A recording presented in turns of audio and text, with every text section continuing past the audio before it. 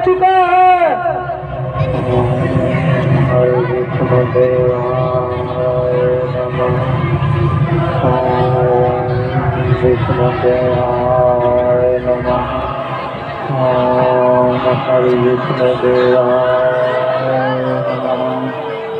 ओम हरे अरे बुरादा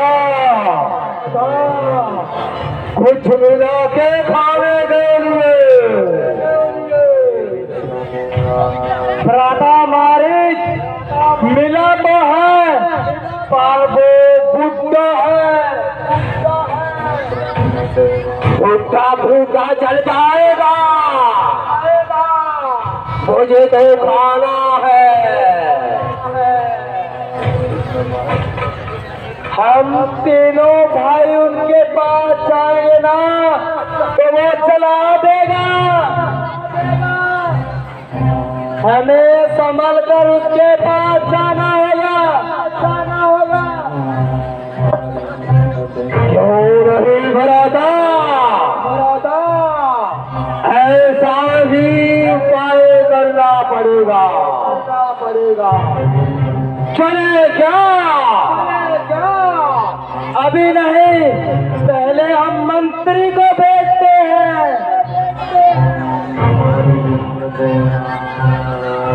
मंत्री,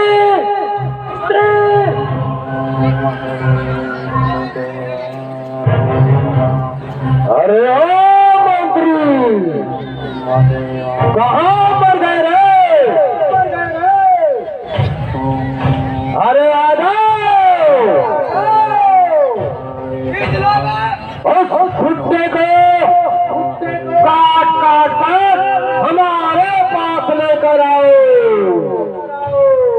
भारत, मुझे तो डर लगता है ये शराब शुरू पैसे वैसे दे देते हैं। दूसरे मंत्री को भेजो, हमारा काम पैसे पकड़ना है। पैसे चल यहाँ से। अरे ओ सूरवीर मंत्री, कहो मारी ये काम तो तुम ही कर पाओगे। मुझे तो खाना है। इस बुड्ढे को काट कर लाओ। क्यों नहीं? जैसी आपकी आज्ञा। लेकिन आप मेरे पास आइए, नजदीक आइए।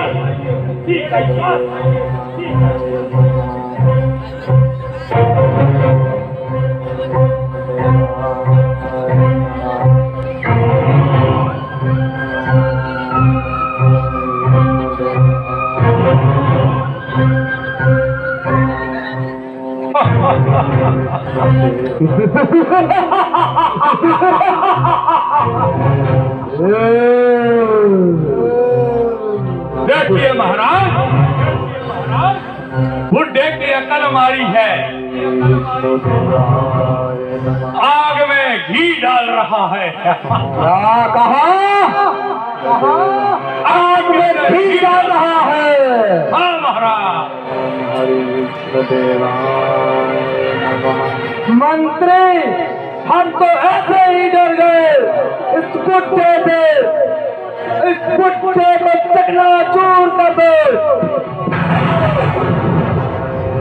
देखो महाराज, हमें दोनों चीजें प्राप्त हो चुकी हैं। कौन सी? महाराज, खाने को ये बुड्ढा भोजन और अग्नि उसको पकाने के लिए।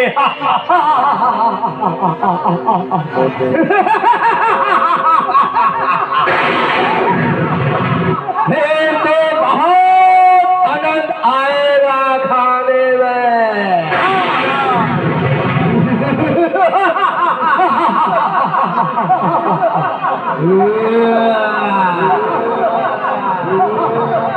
शुरू करेंगे बरादा। मुझे इधर हाथ दे देना। यहाँ दे देना। खाने को पहले 50 कुछ खा लेना मंत्री। हमें ये हाथ चाहिए।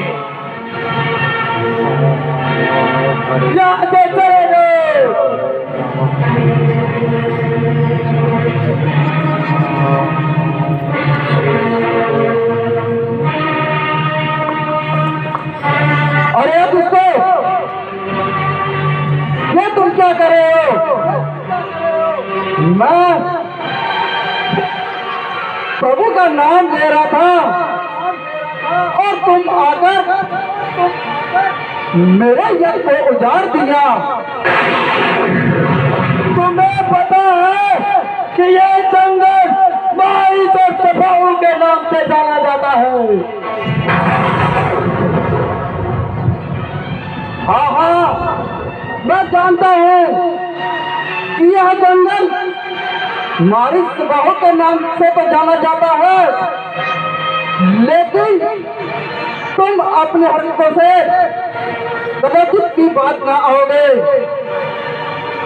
क्या तुम जानते नहीं, तुम्हें हमारे पास तुम्हारी मेज खींच कर लाती है। मामा मारी बुढ़ा ज्यादा भक कर रहा है। अरे हो बुढ़े, हमें तो खाने को चाहिए था, यहाँ पर क्यों आया हमारे इलाके में? अरे यार तुम इन बेकसूरों जानवरों को मारकर उनको खाते हो, उनसे तुमको क्या मिलता है? उनसे अच्छा है कि इस वन में बहुत ही फल है, क्यों न वह खाकर तुम गुजारा किया करो। अरे भाई, हम फल फूल कभी नहीं खाते, हम तो मांस खाते हैं बाबा। मदिरापान करते हैं, मदिरापान। मुझे मालूम है कि तुम्हारी मौत तुम्हें यहाँ खींच कर लाई है, पर लेकिन मैं बूढ़ा तुम्हारा वध तो कर सकता हूँ, पर लेकिन मैं ऐसा कदाचित नहीं करूंगा। अगर ऐसा मैंने किया तो आपका उद्धार नहीं होगा और तुम अपने हरकतों से भी बाज नहीं आओगे। हम तो जंगल के राजा हैं। कैसी बातें बना रहे हो?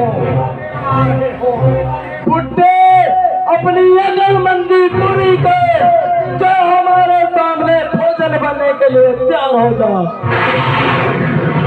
अरे रसो, न जाने तुमने कितने ऋषि मुनियों के यज्ञ उजाड़े होंगे।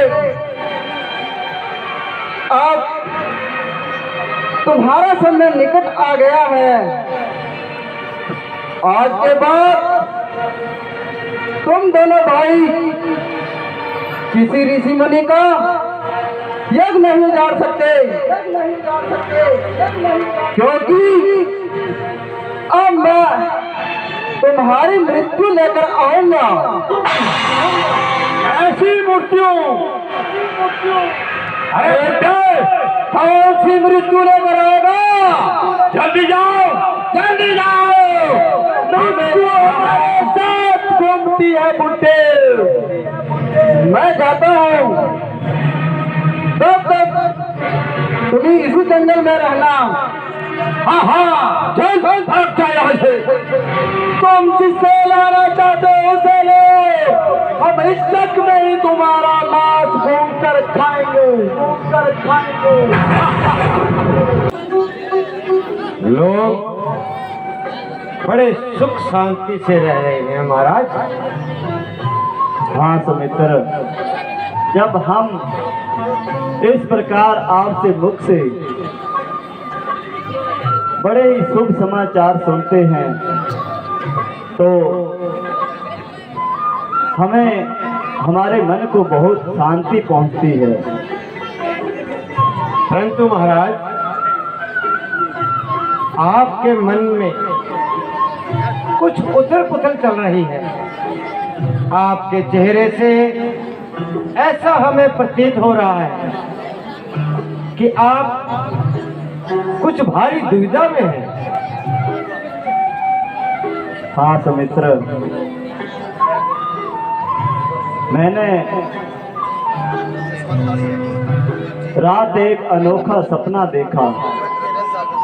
सपना? कैसा सपना महाराज? सुमित्र, एक गाय का बछड़ा है हाँ महाराज। जिसे सिंह नोच रहा है, खा रहा है और बेचारी गाय से दूर ले जा रहा है। और वह गाय इतनी दुखित है कि मैं अपने मुख से उसके दुख का बखान नहीं कर सकता। बहुत बुरा स्वप्न है महाराज। बस यही चिंता है सौमित्र कि कहीं ये स्वांपन सत्य में ना बदल जाए। आप बिल्कुल सत्य कहते हैं महाराज। ये स्वप्न किसी अनहोनी घटना की और संकेत कर रहा है महाराज। हाँ सुमित्र, ऐसे संपन्न किसी होनी या दुख के संकेत देते हैं। महाराज, कहो सुमित्र। हमें पुनर्विचार करना चाहिए, क्योंकि ऐसे स्वप्न अकारण नहीं आते। कुछ न कुछ तो वजह होगी जो इस प्रकार को आप स्वप्न में बाप को निर्बल गौ पर अत्याचार करते हुए पाया। महाराज, हाँ सुमित्र। लगता है द्वार पर कोई आया हुआ है। मैं पता लगा कर देखता हूँ। इतना प्रातःकाल? महाराज, ये तो मुनि विश्वामित्र जी हैं। आइए महाराज, आइए।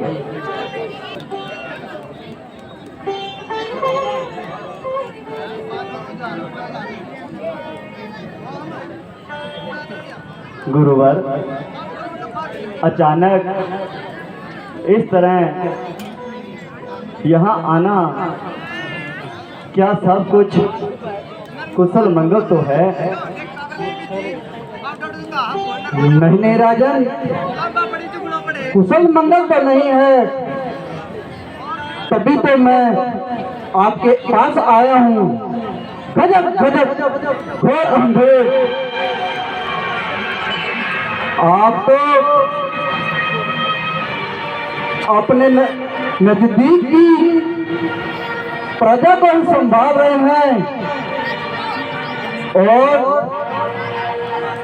गंगा के उस पार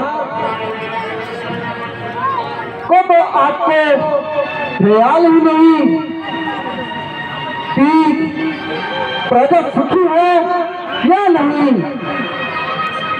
क्या कह रहे हो ऋषिवर? गंगा किनारे इतना अत्याचार और मुझे ज्ञात नहीं? मैं क्षमा चाहता हूँ। हे ऋषिवर, आप स्पष्ट रूप से बताइए कि आखिर बात क्या है। दशरथ आपकी रक्षा की खातिर अपने प्राण भी न्यौछावर कर देगा। महाराज,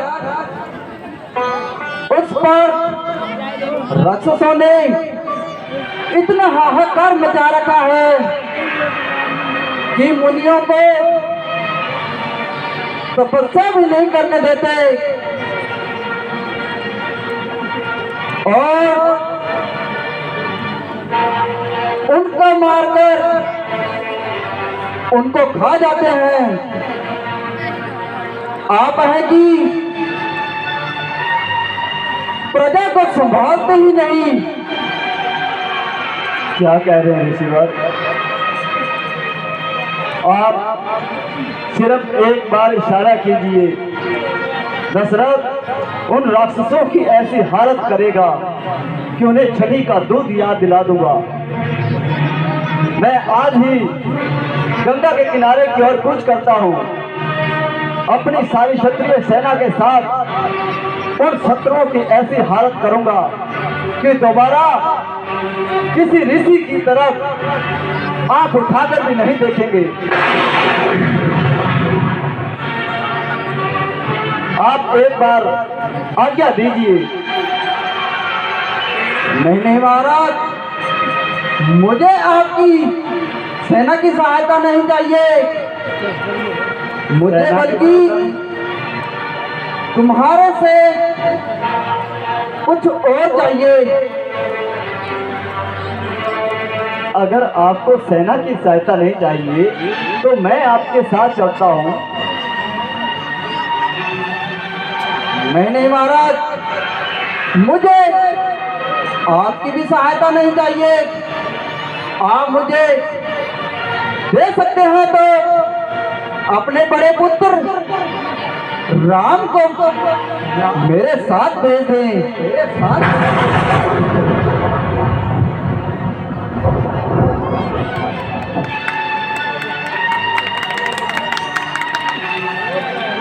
महात्मा, फिर इसी बार वो अभी तक नादान बालक हैं, उनके युद्ध करने के दिन नहीं है, उनके तो खेलने कूदने के दिन है। हे ऋषिवर, आप कृपया करके मुझे आज्ञा दीजिए, मैं अपनी सारी क्षत्रिय सेना का बल लगा दूंगा उन राक्षसों को यहाँ से मिटाने के लिए बस आपकी आज्ञा का इंतजार है। नहीं नहीं राजन, मैं आपसे पहले भी कह चुका कि मुझे तुम्हारी सेना नहीं चाहिए, सेना नहीं चाहिए। मुझे तो केवल तुम्हारे बड़े पुत्र राम चाहिए, राम चाहिए। देखिए ऋषिवर, मैं आपसे विनय करता हूँ कि मेरे पुत्र इस योग्य नहीं है कि उन राक्षसों का, उन शत्रुओं का, उनका सामना कर सके, क्योंकि मैं उनकी शक्तियों से भली भांति अच्छी तरह उन्हें जानता हूँ, उनकी शक्तियों को पहचानता हूँ कि गंगा के किनारे के उस पार मारी चौड़ सुबाहु तारका के पुत्र, उनका रनिवास है। इसलिए महात्मा, मैं आपसे विनय करता हूँ कि मेरे पुत्र उनका सामना नहीं कर पाएंगे, इसलिए आप मुझे एक बार आज्ञा दीजिए। आपके चरणों में दशरथ अपने प्राण भी निछावर कर देगा। आप एक बार कहिए तो सही। नहीं नहीं राजन, मुझे तुम्हारी सहायता नहीं चाहिए। अगर तुम अपने पुत्र राम को भेज सकते हो तो भेज दे, नहीं तो मैं जिस तरह खाली हाथ आया उसी हाथ वापस चला जाऊंगा। नहीं नहीं महात्मा, ऐसा मत कहिए। मैं तो सिर्फ आपसे विनय कर रहा हूँ, क्योंकि मैं क्या देख रहा हूँ, इधर महाराज अपनी हट पर खड़े हैं और उधर विश्वामित्र अपनी हट पर खड़े हैं। महाराज जी गुरुदेव, आप विश्वामित्र को तो जानते ही हैं ये पहले युगों में क्षत्रिय रहा करते थे। आपके राम मेरे शिष्य हैं और मेरी शिक्षा दी हुई कभी असफल नहीं हो सकती। अनिश्चित होकर राम और लक्ष्मण इनके साथ भेज दीजिए।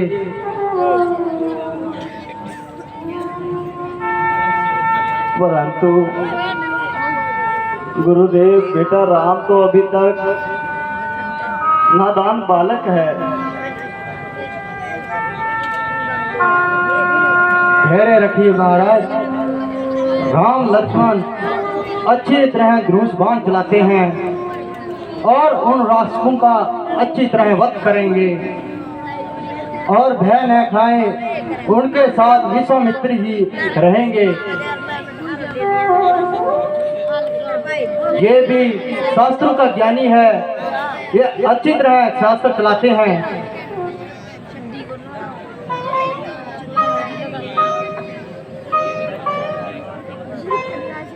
अच्छा गुरुदेव, आपको अगर यह उचित विचार लग रहा है तो ठीक है, परंतु मेरी एक विनय है दास की। बताओ महाराज। कि मैं बेटे राम को अकेले उन शत्रुओं की सामना करने के लिए नहीं भेज सकता। इसलिए हे गुरुदेव, मैं आपसे विनय करता हूँ कि आप मेरे पुत्र लक्ष्मण को भी साथ ले जाएं। क्यों नहीं राजन, मुझे राम के साथ लक्ष्मण को ले जाते हुए कोई आपत्ति नहीं है। मुझे आप राम और लक्ष्मण दोनों को भेज दें। जो आज्ञा गुरुदेव। हे सौमित्र। जी महाराज। राम के रनिवास कक्ष से उन्हें दरबार में बुलाया जाए और साथ में लक्ष्मण को भी समाचार पहुंचा देना। जो आज्ञा महाराज। मैं भी राम और लक्ष्मण दोनों युवराज को आपके दरबार में लेकर आता हूँ महाराज। लीजिए महाराज, राम और लक्ष्मण दरबार में हाजिर हैं।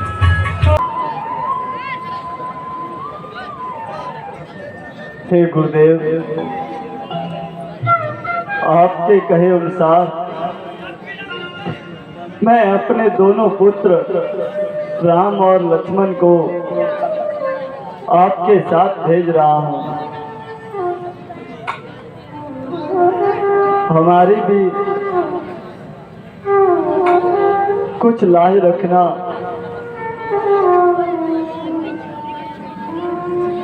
बेटा राम, आप दोनों भाई गुरु विश्वामित्र जी के साथ जाइए। उनका कुछ कार्य है जिसमें आप दोनों भाई मिलकर उस कार्य को संपूर्ण करना।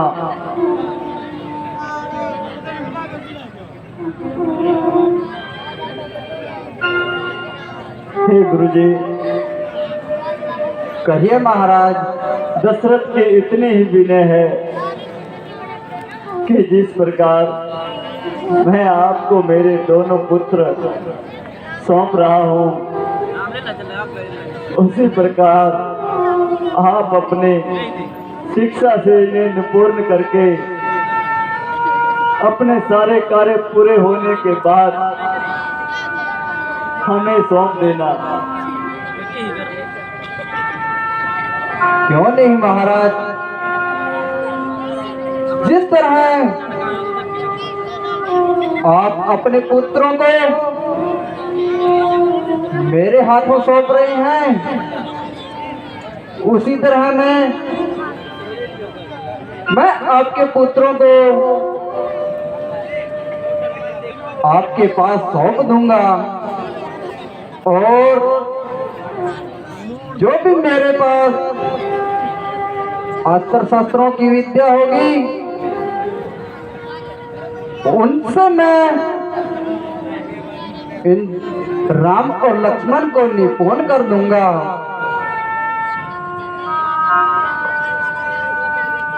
अच्छा गुरुदेव,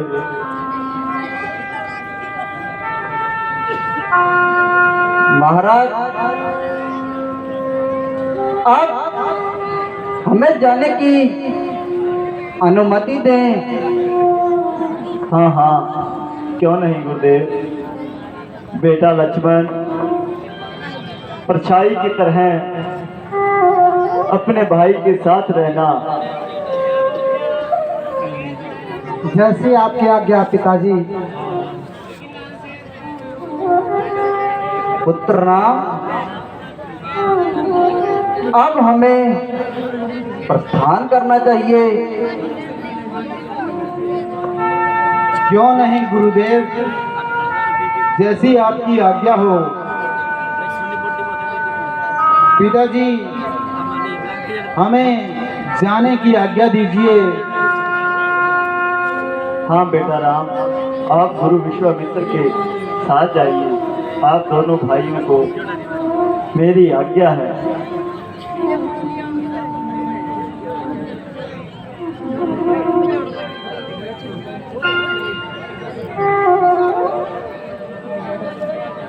आयुष्मान भाव बेटा लक्ष्मण, जाओ अपने भाई और गुरु के साथ जाओ।